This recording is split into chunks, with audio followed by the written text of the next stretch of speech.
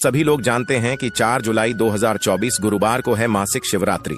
एक लोटा जल वाला जो उपाय है जरूर करना चाहिए। और दोस्तों, बहुत सारे लोगों ने तो यह वाला उपाय करना भी शुरू कर दिया है, पर बहुत सारे लोगों को उपाय समझ नहीं आया है, जिस कारणवश वह अभी तक यह वाला उपाय नहीं कर पाए हैं। तो इस वीडियो में आप लोगों को हम 4 जुलाई, जिस दिन जुलाई महीने का पहला गुरुवार है, इस दिन आप लोगों को एक लोटा जल वाला उपाय जरूर करना चाहिए। तो चलिए दोस्तों, उपाय को शुरू करते हैं। देखिए, यह दिन इतना खास होता है, इतना महत्वपूर्ण होता है। देखा गया है कभी कभी बड़े बड़े पूजा पाठ अनुष्ठान से जो मनोकामना पूर्ण नहीं होती है, वह गुरुवार के दिन एक छोटे से उपाय करने से ही आपकी मनोकामना पूर्ण हो जाती है। अगर आप लोग भी इस उपाय को गुरुवार के दिन करना चाहते हैं, तो आप इस उपाय को पहले अच्छे से समझ लेना, सुन लेना, उसके बाद करना। आपको इस उपाय का फल जरूर मिलेगा। और इस उपाय को करने से आपके घर में चाहे किसी भी प्रकार की दुख और समस्या क्यों ना चल रही हो, आपको उसका कारण भी नहीं पता है कि भाई यह समस्या किस कारण से चल रही है। उसका कुछ भी कारण हो सकता है, जैसे पितृदोष हो सकता है, या किसी भी तरह का मंगल दोष भी हो सकता है, और भी बहुत तरह के दोष होते हैं, कुछ भी हो सकता है। पर आपको इस उपाय को करने के लिए अपने दोष को पता लगाने की भी जरूरत नहीं है। गुरुवार के दिन इस एक लोटा जल वाला उपाय को आप लोगों को कर लेना है। दोस्तों, अब हम समझते हैं इस वाले उपाय को हमें करना किस समय है। तो सबसे पहली बात दोस्तों, हम समझते हैं कि ये एक लोटा जल वाला उपाय करना किसको है। तो देखिए, यहाँ पर सीधी सी बात है कि ये एक लोटा जल वाला जो उपाय है, ये किस लिए किया जा रहा है। यह मनोकामना को पूर्ण करने के लिए किया जा रहा है, या आपके जीवन में जो दुख और परेशानियां हैं उनको दूर करने के लिए किया जा रहा है, या आपका कोई बड़ा काम है जो कि नहीं हो पा रहा है, आप उसके लिए इस उपाय को कर सकते हो। तो सीधी सी बात यह है कि आप अपनी किसी भी प्रकार की मनोकामना के लिए इस वाले उपाय को कर सकते हो। तो यह उपाय वह व्यक्ति कर सकता है जिस व्यक्ति को अपनी किसी भी प्रकार की मनोकामना भगवान शिव जी से पूर्ण करवानी हो।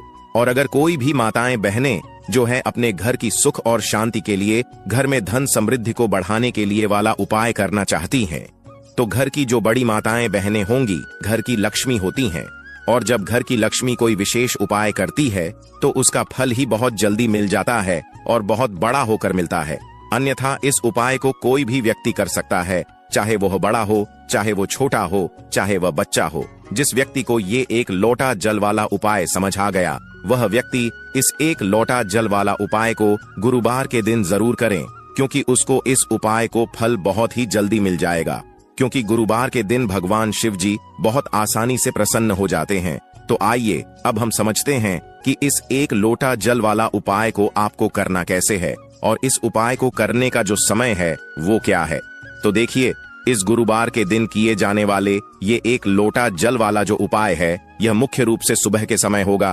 किस समय होगा? सुबह के समय होगा। आपको कोशिश यही करनी है कि सुबह के समय हम इस एक लोटा जल वाला उपाय को कर लें। पर किसी कारणवश अगर आप सुबह इस उपाय को न कर पाओ, आपको कहीं काम से जाना हो, या किसी और काम की वजह से आप उपाय को न कर पाओ, तो आपके पास फिर दूसरा मौका रहेगा, जो कि शाम के समय का रहेगा, प्रदोष काल का रहेगा। अब भाई, प्रदोष काल का समय भी एक बहुत ही लोगों के मन में प्रश्न बन जाता है कि भाई यह समय होता कब है। हम आपको बता दें, प्रदोष काल का जो एक समय होता है, शाम का समय वो होता है शाम के 6 बजे से लेकर शाम के 7 बजे के बीच का। इस समय के बीच में आप उपाय को करेंगे तो आपको उस उपाय का जरूर फल मिलेगा। तो शाम के 6 बजे से लेकर शाम के 7 बजे के बीच में आप लोग इस एक लोटा जल वाला उपाय को कर सकते हो।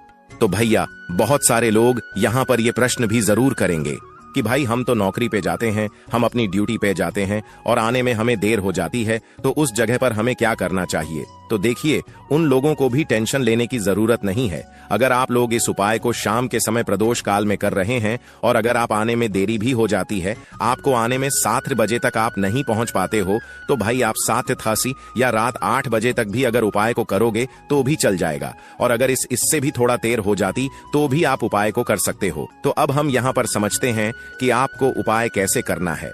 सबसे पहली चीज दोस्तों, आपको एक लोटा जल गुरुवार के दिन शिवलिंग पर किस तरह से चढ़ाना है, जिसके बाद आपकी बड़ी से बड़ी मनोकामना पूरी हो जाएगी और आपको अपने जीवन में सब कुछ मिल जाएगा। दोस्तों, जल तो सभी चढ़ाते हैं, लेकिन शिवलिंग पर जो जल चढ़ाया जाता है उसको चढ़ाने का भी एक नियम होता है किस तरह से आपको वह जल चढ़ाना है, आज की वीडियो में यह हम आपको बताएंगे। और इस तरह से दोस्तों, जब आप जल चढ़ाएंगे बहुत जल्दी आपकी मनोकामना पूरी हो जाएगी। आपके जीवन में जो दुख और कष्ट हैं वो भी दोस्तों बहुत तेजी के साथ आप देखेंगे कि दूर होते चले जाएंगे। तो दोस्तों, अगर आप भी अपने जीवन में सब कुछ हार चुके हैं या आपको लगता है कि अब आपके जीवन में कुछ भी अच्छा नहीं होने वाला है या अच्छा नहीं होने की सारी उम्मीद है दोस्तों, अगर आपके पास समाप्त हो चुकी हैं, खत्म हो चुकी हैं, तो दोस्तों आपको यह एक लोटा जल का उपाय करना है। बस इसके बाद आप देखेंगे कि बहुत बड़ा बदलाव आपके जीवन में आएगा। दोस्तों, जब व्यक्ति हर तरफ से हार जाता है, हर जगह से उसे जब निराशा मिलने लगती है और उसे अपने ही जब पराये लगने लगते हैं, तब दोस्तों व्यक्ति को महादेव की शरण में जरूर जाना चाहिए, क्योंकि महादेव ही एक ऐसे देवता हैं जो कि अपने भक्त की बड़ी से बड़ी मनोकामना को भी बहुत जल्दी पूरा कर देते हैं। और महादेव की शरण में जो भक्त जाता है, कभी भी महादेव उसे खाली हाथ नहीं लौटने देते हैं। अपने उस भक्त की जरा सी पूजा से प्रसन्न होकर अपने उस भक्त के जीवन के हर दुख को वो हर लेते हैं, हर संकट को वो दूर कर देते हैं। तो दोस्तों, देवों के देव महादेव का एक नाम भोलेनाथ भी है। तो दोस्तों, आप सभी जानते हैं भोलेनाथ नाम उनका इसलिए है क्योंकि दोस्तों वह इतने भोले हैं कि अपने भक्त की जरा सी पूजा से ही वह प्रसन्न हो जाते हैं। एक लोटा जल भी यदि कोई महादेव को समर्पित कर देता है तो महादेव अपने उस भक्त की हर मनोकामना को पूरा कर देते हैं और उसके जीवन में वो ढेर सारी खुशियों को भी भर देते हैं। तो दोस्तों, सप्ताह का जो हर दिन होता है वो किसी न किसी देवता को समर्पित होता है। उसी तरह से दोस्तों, गुरुवार का जो दिन है ये देवों के देव महादेव को समर्पित है। यानी कि गुरुवार का जो दिन है, आप सभी जानते हैं कि सबसे ज्यादा पूजा की जाती है महादेव की। इसी के साथ दोस्तों, अगर आप गुरुवार के दिन शिवलिंग का अभिषेक करते हैं या शिवलिंग पर जल चढ़ाते हैं तो शिव जी आपकी पूजा से बहुत ही प्रसन्न होते हैं और आपके जीवन में जो भी कुछ आपको चाहिए दोस्तों, सब कुछ आपको अपने जीवन में मिल जाता है।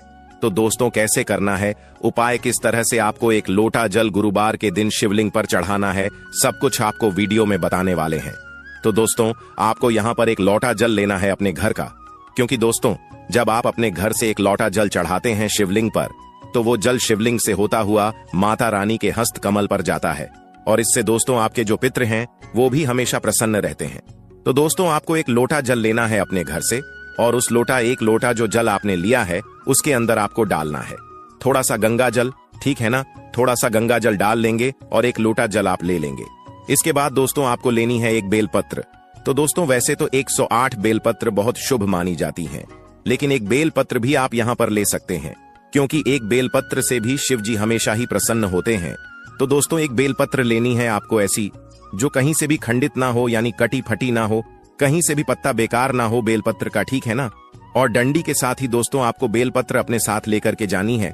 एक लोटा जल के अंदर दोस्तों आपको नहीं डालनी है, जल अलग से लेकर जाएंगे और एक बेलपत्र जो आपने ली है वो अलग से आपको लेकर के जानी है।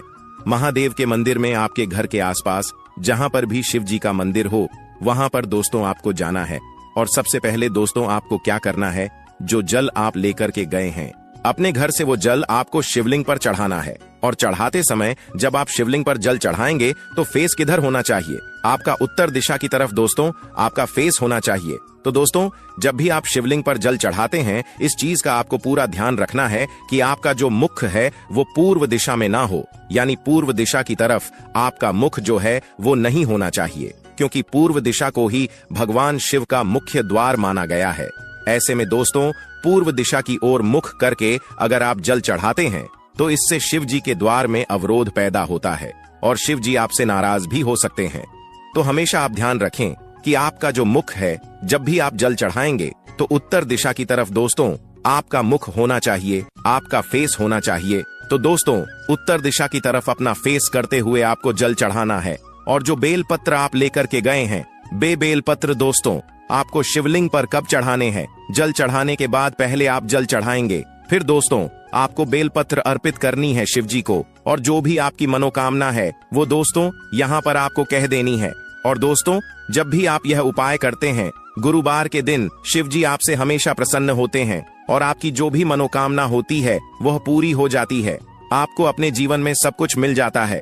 दोस्तों, जब आप इस तरह से शिवलिंग पर एक लोटा जल अर्पित कर देते हैं, दोस्तों जब आप शिवलिंग पर जल चढ़ाएंगे तब आपको शिव जी का जो मंत्र है ओम नमः शिवाय, श्री शिवाय नमस्तुभयम, इस मंत्र का जप भी करना है। और दोस्तों यहाँ पर आपको एक चीज बहुत ध्यान रखनी है कि जब भी आप जल चढ़ाएंगे जल्दी जल्दी आपको नहीं करना है, बिल्कुल पतली धार बनाते हुए ही आपको शिवलिंग पर जल चढ़ाना है। इस तरह से दोस्तों जब आप जल चढ़ाते हैं तो शिव जी को ठंडक मिलती है। आप सभी जानते हैं कि शिव जी ने समुद्र मंथन के दौरान जो विष निकला था उन्होंने ही ग्रहण किया था, जो कि उन्होंने अपने ने गले में रखा है। दोस्तों जब आप हल्के हल्के शिवलिंग पर जल चढ़ाते हैं तो इससे शिव जी को बहुत ही ज्यादा ठंडक मिलती है, और जितनी पतली धार आपके लोटे के जल की होगी उतनी जल्दी दोस्तों आपकी मनोकामना भी शिव जी पूरी कर देते हैं। तो इस तरह से एक लोटा जल चढ़ाई है, आप खुद देख लेंगे कि आपको अपने जीवन में सब कुछ मिल जाएगा।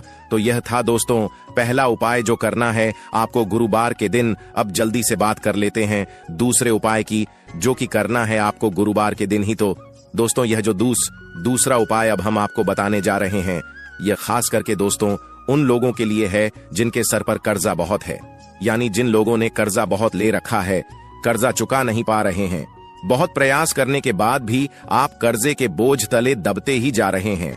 आप किसी से उधार लेते हैं यह सोचकर कि थोड़े दिन में ही आप उस पैसे को चुका देंगे, लेकिन कुछ ना कुछ आपके साथ ऐसा हो रहा है कि आप दूसरों का पैसा नहीं दे पा रहे हैं, या फिर दोस्तों आपको धन को लेकर हमेशा परेशान होना पड़ता है, किसी ना किसी से उधार हमेशा ही आपको लेना पड़ता है।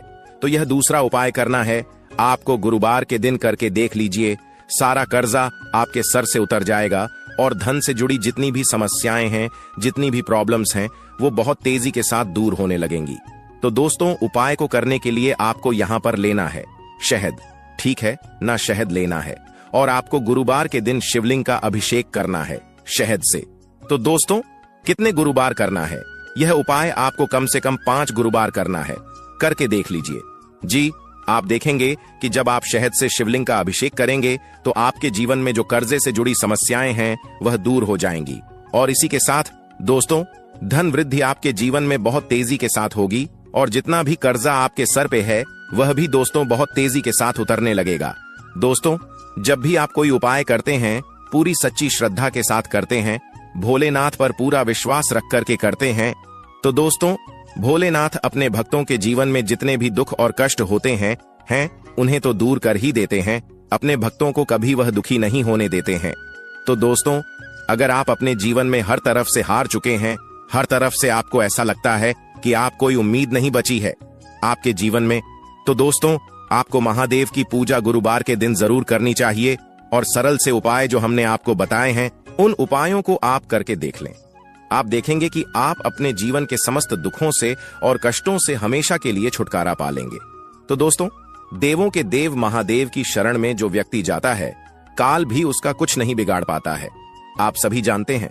तो दोस्तों जो व्यक्ति महादेव की पूजा करता है स्वास्थ्य भी उस व्यक्ति का हमेशा सही रहता है, कभी भी उस व्यक्ति को कोई बीमारी परेशान नहीं करती है। दोस्तों जब भी आप शहद से अभिषेक करेंगे तब आपको ओम नमः शिवाय इस मंत्र का जप भी दोस्तों आपको जरूर करना है।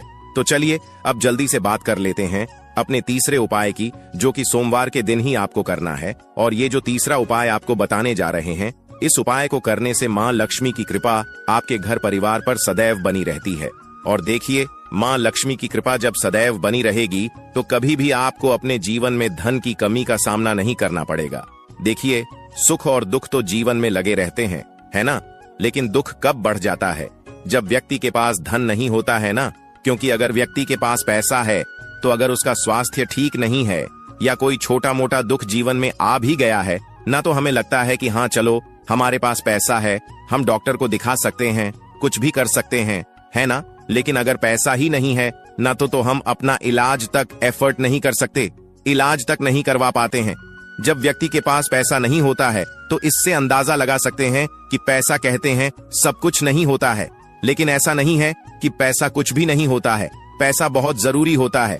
तो देखिए करना क्या है, आपको सोमवार वाले दिन आपको पक्षियों को कुछ ना कुछ खाने के लिए जरूर देना है। आप कहां पर देंगे? देखिए इसे आप अपनी छत पर भी दे सकते हैं।